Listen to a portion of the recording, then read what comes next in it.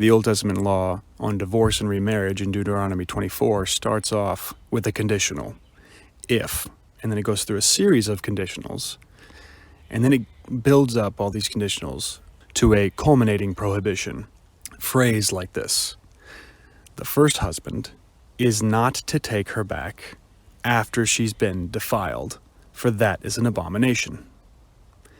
And I'll come back to that final prohibition, but I want to just look at real quick all those conditionals, those ifs, before that prohibition, and how when the Pharisees approached Jesus in Matthew 19 about this very law, their question wasn't about, are we allowed to divorce or not? That was a bygone conclusion in their minds. Their question was, what does that word indecency mean as the reason that justifies a divorce? Jesus also doesn't deny it. He doesn't deny that there are provisions in the law that say that they're allowed to divorce, that a divorce is allowed. And those are conditionals. Jesus doesn't deny that those conditionals, those if statements, have in them imbued an understanding that a divorce is allowed. What Jesus does deny is that a man can divorce his wife for any reason. That word indecency in Deuteronomy 24, Jesus explicitly interprets as being sexual immorality.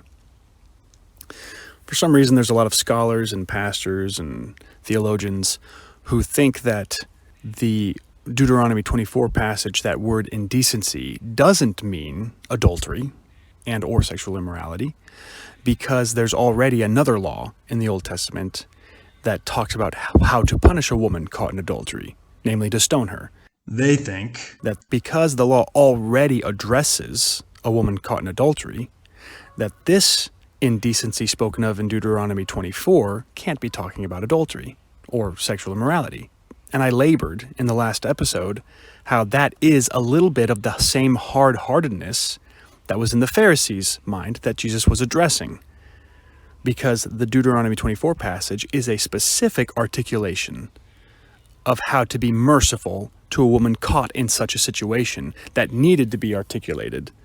So anyway, having said all that, I want to spend some time talking about how the regulations and laws and ethics concerning marriage, remarriage, and divorce spoken of by Jesus in Matthew 19 and by Paul in 1 Corinthians 7 are already addressed and spoken of in Deuteronomy 24. That main prohibition in Deuteronomy 24, that the first husband is not to take the wife back after she's been defiled, for that is an abomination. There's an idea going around that the abomination does not refer to the woman being defiled, but rather refers to the man taking the woman back. That can easily be done away with by analyzing the contrapositive statement of the main prohibition. In logic and mathematics, the contrapositive statement of an already true statement is itself a logically true statement. So let's do that. The contrapositive of the main prohibition in Deuteronomy is this: the first husband can take the wife back before she becomes defiled. That's not an abomination. You see, the contrapositive there tells us a lot more about the law itself, because the guilty party in this case, the woman, because she was the one found with indecency, if she doesn't become defiled, the man is allowed to take her back. It's only after she becomes defiled that he's not allowed to take her back. So that clears that up. That means that the woman, being the guilty party, she should not remarry anyone else, because if she does, it's sin. She should rather seek to be reconciled to her husband, who is allowed to take her back, so long as she remains unmarried. Does that sound familiar? Because it should. It's exactly what Paul teaches in 1 Corinthians 7, verse 10. And the cool thing is, he even prefaces his statement in that verse with, "Not I, but the Lord." It's not me who's telling you this command. This is directly from God himself.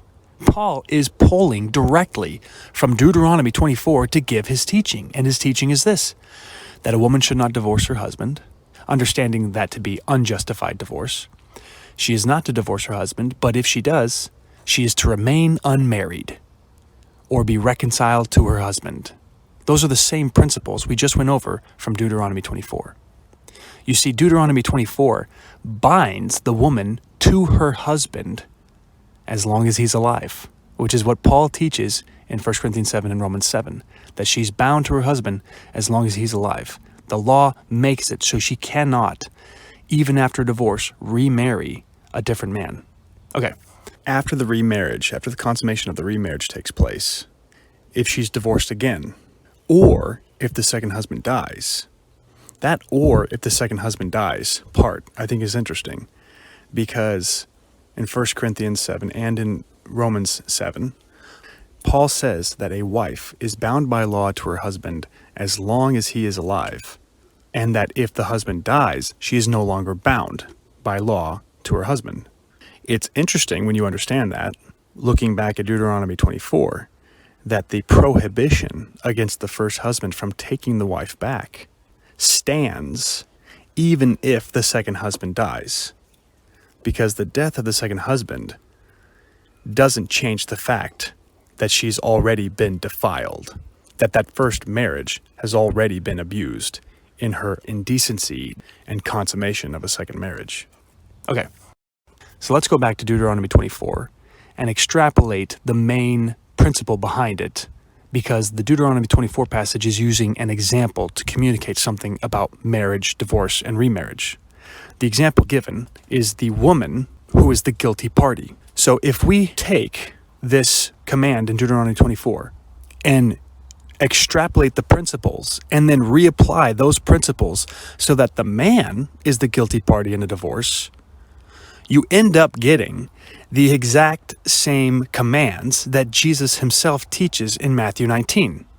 Jesus says that if a man divorces his wife, except for sexual immorality, and again I say, that clause, sexual immorality, is the provision by the law which can justify a divorce. But putting that aside for now, Jesus explores the case of an unjustified divorce with a man.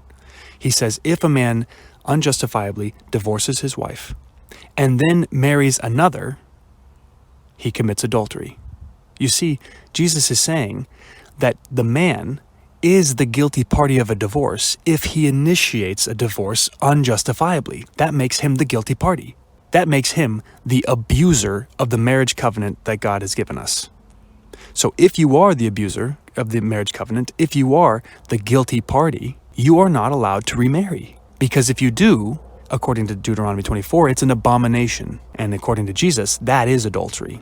It is the sin of abusing the marriage covenant. You see, it's all the same command from Deuteronomy 24 being taught in Matthew 19 and in 1 Corinthians 7. Those commands are already understood in the Deuteronomy 24 passage. The law of God is jam-packed with nuances and understandings if we take the time to dive into it. In the last episode, I suggested or implied that there could be a case where justified divorce not only could be a good thing, but even a beautiful thing. And I only implied that because of how righteous it could be, right?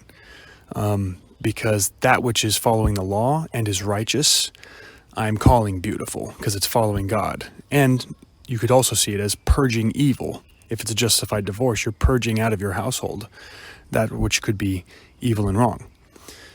One of the best examples of this actually happening in the Bible is in the New Testament, when Joseph, in his head, in his mind, was convinced that Mary was being sexually immoral, committing adultery. The Bible says he was a righteous man in looking to divorce her quietly. And he could have put her before the Sanhedrin and sought some kind of retribution. Joseph understood the law. He understood the weighty aspects of the justice, the mercy, and the faithfulness of the law, because he wanted to divorce her in such a way that she herself would be protected. See that mercy aspect coming in there. And that is beautiful, that he was incorporating in his actions a lawful decision that had a merciful aspect to it.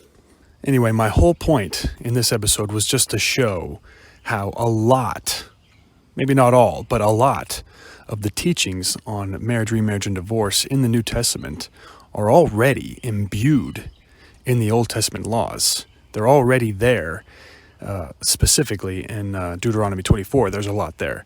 And I just wanted to show how you can glean that from looking deeply into the text.